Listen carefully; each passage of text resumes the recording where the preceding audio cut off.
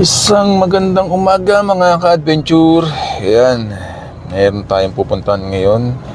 Titignan lang natin tong daan na puntang Rodriguez Rizal, magmula dito sa San Jose del Monte, Bulacan.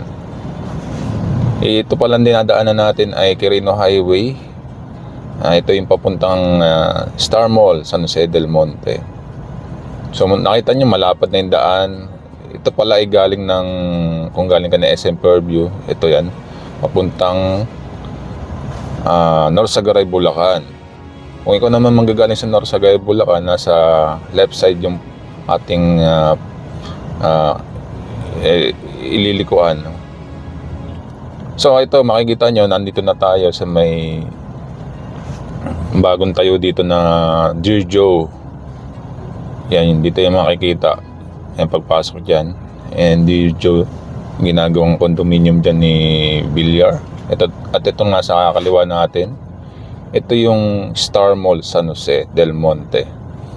So medyo malapad na po yung daan dito, at maganda na po talaga pumunta.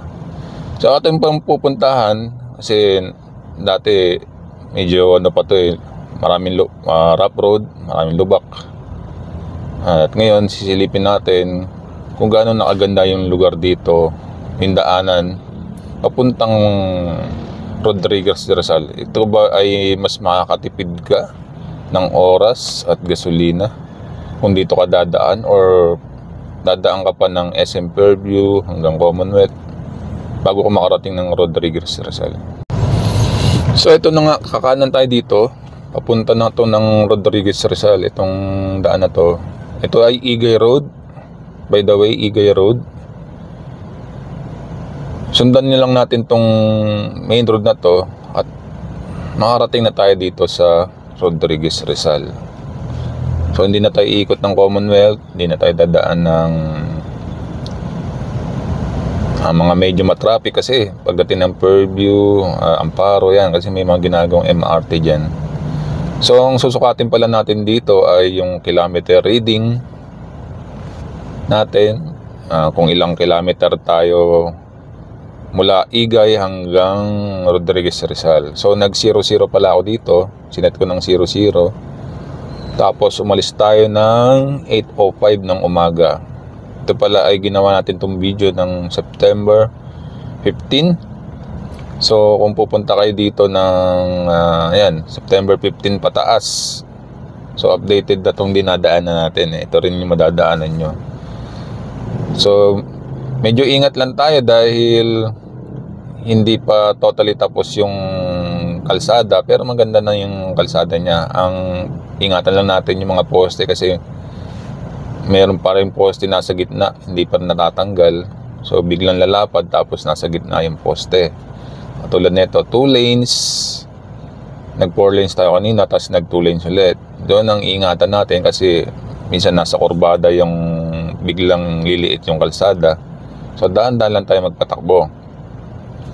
So tatakbo lang pula tayo dito ng 30 to 40 km per hour, kasi hindi natin pwedeng patakbuhin ng hanggang 60 dito. Nung una nakasasakyan tayo. At syempre ingat, dahil yun nga, katulad ng sinabi ko, so ano pa rin, safety first ang ating gagawin.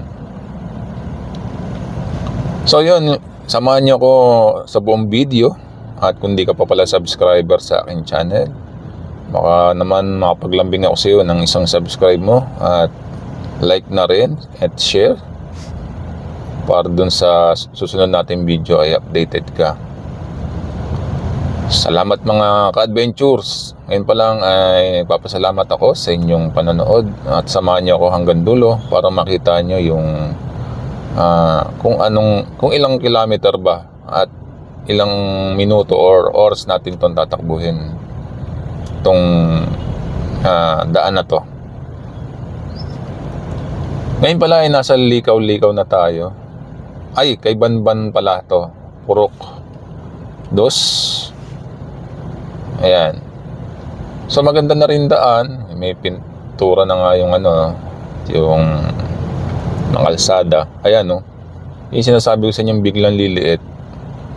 Galing tayo ng 4 lanes, biglang liliit. Ayan, di pa kasi tapos talaga yung project na ito. Ito nga pala ay yung ginagawang C6.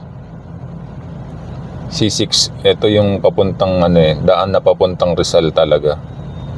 So mas mapapabilis kung Rizal to Bulacan, hindi ka na dadaan ng Commonwealth. At isa pa pala mga ka-adventure, maraming nagtitinda ng gulay dito, fresh from the farm nila. Dati yung kasagsagan pa ng pandemic, mga nagla-lockdown period pa, dito napakamura ng gulay. Dito ako bumibili sa bandang part ng kay Banban. Kasi unang-una dati kasi puro sarado yung karamihan ng mga nagtitinda. At dito wala masyadong tao. At siyempre dito fresh yung tinitinda, talagang galing sa kapipitas lang. Katulad ng sitaw, dati nakabili ako dito ng 10 bungkus 30 pesos lang, parang 1 kilo na yata yung nabili ko na yan. So that was pandemic times pa. Ngayon napakamahal ng gulay yung per piraso na yata ang presyo ng sitaw ngayon sa palengke. Parang 4 na piraso, 10 piso, ganun na ang presyo. Grabe na talaga ngayon. So siguro iba na rin ang presyo dito. Hindi na natin ma-expect yung same pa rin nung presyo dati nung nabili nating sitaw. So pero mas okay dito kasi fresh talaga. Right now nandito na tayo sa Paradise Tree. Ayan yung sa kaliwa natin, yung papuntang Padre Pio. At medyo malapad na yung kalsada dito. Nakikita nyo naman, ayan,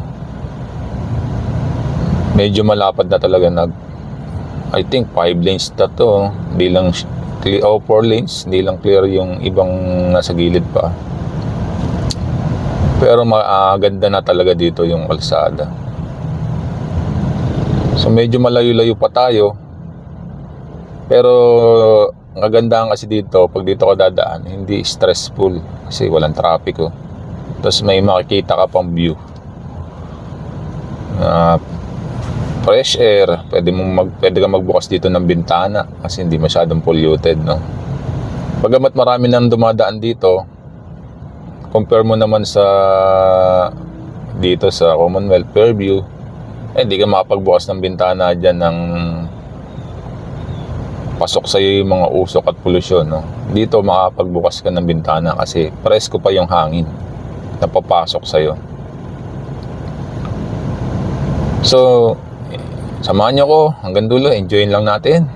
At huwag kayo mag-skip ng video para makita mo kung part by part yung dadaanan mo kung ikaw ay dadaan dito sa lugar na to.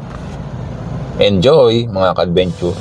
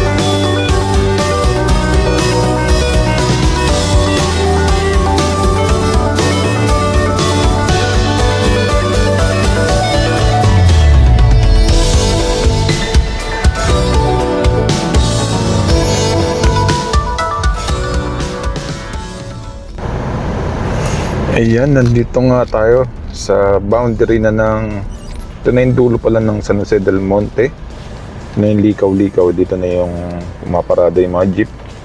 Ito na yung dulo. Ayan, yung nasa left side natin ay yung papuntang Mount Balagbag. Marami nag-hiking dyan. At maraming mga resort dyan bago, mga overlooking resort, magaganda. At dito, pagdating pala dito, ito yung dati yung mga rough road mula dito hanggang Rodriguez Rizal na ang rough road. Pero ngayon tingnan nyo, sementado na lahat yan, no? Napakaganda ng daan. So kaya hindi ako dito dati dumadaan talaga, dahil dito sa rough road na to, kasi abutin ka ng almost 30 minutes kasi siguro mga ilang kilometro rin to, mga 5 kilometers yata ang rough road dito. Pero ngayon tingnan nyo, gawa na, meron siyang 2 lanes na magandang kalsada. At mga ka-adventure, yung kanina pala nadaanan natin, yung likaw-likaw, pagdating dun sa jeep, yung mga paradahan ng jeep, wala nang bumabiyahe dito na public papuntang Rizal. So madalas dito ay private na mga sasakyan, or ewan ko, may tricycle, no? Pagdating doon sa dulo ng likaw-likaw. Pero kung ikaw ay naka-private, walang problema. Pero kung magbabiyahe ka, wala ka yata masasakyan dito na Rizal to San Jose del Monte, no? Ang tanging way lang para makapunta ka ay either may motor ka o sasakyan.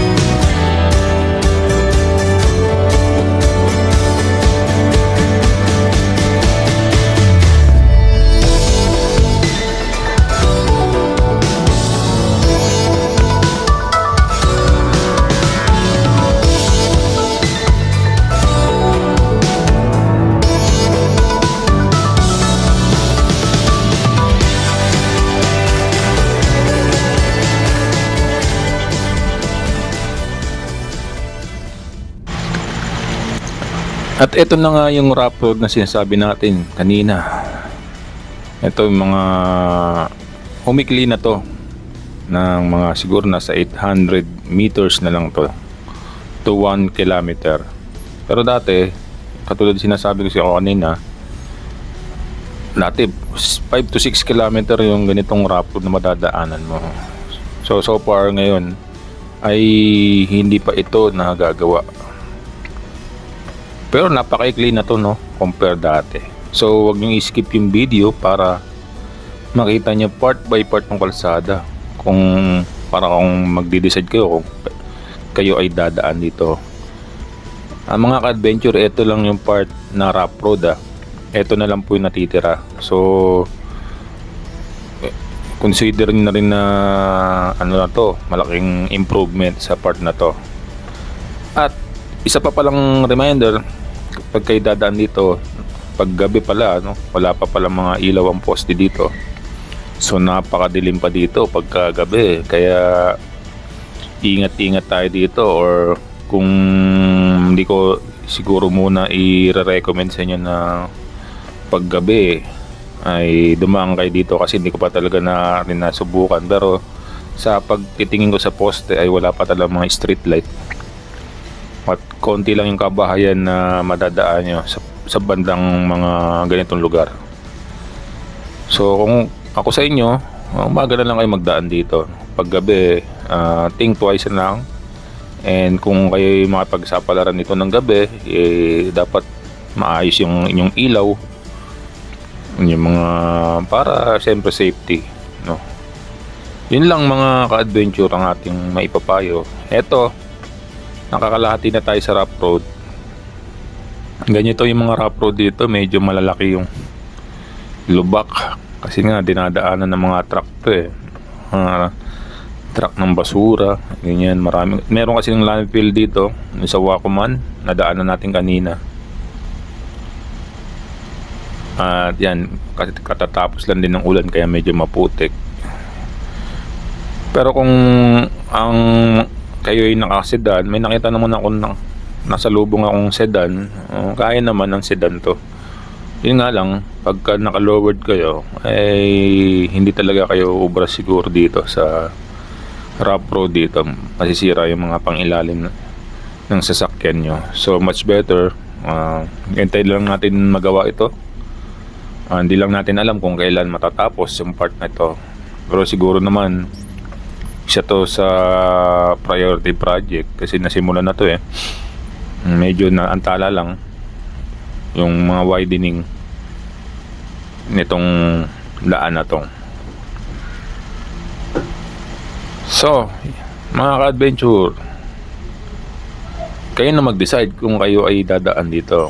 Ayan, pinakita ko na sa inyo kung ano yung kondisyon ng kalsada. Ito yung matinding rough road. Ayan, medyo malalaki talaga siya. Pero kung compare nyo naman yung traffic pag may dadaan dito sa Commonwealth, siguro mas gusto nyo nang dumaan dito, makapagsapa lang sa mga lubak-lubak. Kung mga sasakyan nyo naman ay 4x2 o 4x4, ay talagang kayang-kaya dito. Yun nga lang yung sinasabi ko, pag nakasedan tapos naka-lowered, wag na lang muna. Hindi baka masira yung sasakyan. Kasi ito, katulad nito, medyo ahon to na maputik at malubak. So mamimili ka talaga ng daan dito sa part na to. Pag gumilid ka, malalim. Pagka gumitna ka naman, yan yung medyo may safe, yun yung safe na nadaanan mo, pero malalim talaga yung mga lubak at maputik. Tempo lang kung summer ka dadaan dito, maganda-ganda pa. Yan, konti na lang mga adventure, makakaraos na tayo dito sa rough road na to. After nito, tuloy-tuloy na yan at wala nang 1 kilometro, nandun na tayo sa Rodriguez, Rizal. So mamaya check natin kung ilang minutes or hour, umabot pa tayo ng hour, kasi ang pagpapatakbo lang natin 20, 30 at 40 lang siguro. Yung pinakamabilis natin 40, yun lang, no? Mabagal pa yun. At kung ilang kilometer. So ito na, tapos na nga tayo sa rough road, nakaraos na tayo dyan. So tansya ko mga 800 meters nga. Wala naman siguro 1 kilometro yan. Yung alam, medyo matalagang yung pagdaan natin doon sa part na yun ay medyo challenging kasi nga hindi siya ganun, hindi rough road na yung rough road na malalalim, tas basa pa at maputik. So ito na yung sa kabila nito daw ay ito yung La Mesa Dam, part ng La Mesa Dam yan, kaya medyo malamig dito sa part na to at mapuno. Ay, ito na yung dadaan tayo doon sa yung tambakan ng basura. Nakikita natin dati yata tambakan yun, nalipat na kasi may mga bakas doon eh. At yung pababang na to, pababa yung parang bundok na, pero maganda yung kalsada, zigzag ng pababa. Yun, pagdadaan pa rin pala kayo dito, make sure na ayos yung preno nyo kasi yun yung dito, yung masyadong matarik yung downhill nya. At need natin ng magandang braking system natin, dapat ayos para hindi tayo pumalya. Kasi may kapupulutan tayo dito dahil zigzag siya na pababa. At Sa baba nun, ano na, intersection na. Pag kumanang ka, yun yung papuntang tawag dito, Montalban na yun. Ay, pag kumaliwa ka, Montalban proper. Pag kumanang ka naman, yung papuntang Batasan or Litex Road. Litex Road pala. Yung Litex, nalimutan ko yung ano, yung di siya sa Litex. Pero tatagos di siya Litex. Payatas Road.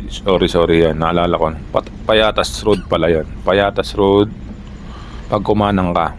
Pag kumaliwa ka, doon paglabas natin dito ay yun, yung Montalban proper. Maraming truck doon. Kasi daanan yun ng mga naghakot yatang basura. Tsaka yung basta maraming naghahakot ng mga lupa-lupa. Ito na yun, nakikita natin yung pababang kalsada na to. Yan, makita nyo may mga market ng mga dump truck dito. Matarik na yan. Nakikita nyo yung zigzag na yan. Sa video hindi na masyadong, kala mo hindi siya masyadong pababa, no? Pero downhill na po talaga to. Matarik, medyo matarik na. Yan, susundan pa yan ng isang zigzag na pababa. Kaya doble ingat at yung ating braking system nga dapat maayos. Paalala lang sa ating mga dadaan dito, mga ka-adventure. Pero makikita mo yung view dito, ganda. Overlooking, kita mo yung Rizal na mga kabahayan.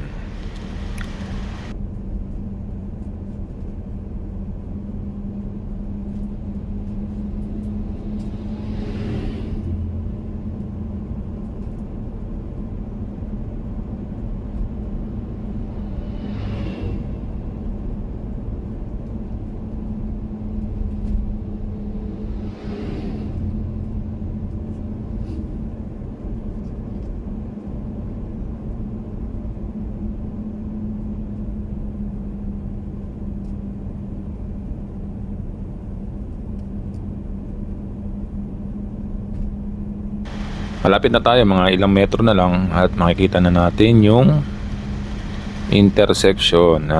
Almost nasa baba na tayo.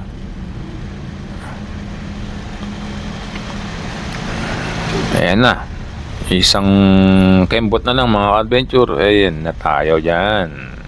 Ito na yung dulo nung dinaan nating Rizal, tagos ng San Jose del Monte, Bulacan. Yan, sinasabi ko sa inyo, pag kumanang ka dito papuntang Payatas Road yan. Pag kumaliwa ka naman, yan, papuntang Montalban. So mamaya, after nito pagliko natin, tatabilan tayo at i-check natin yung oras at yung kilometer reading natin.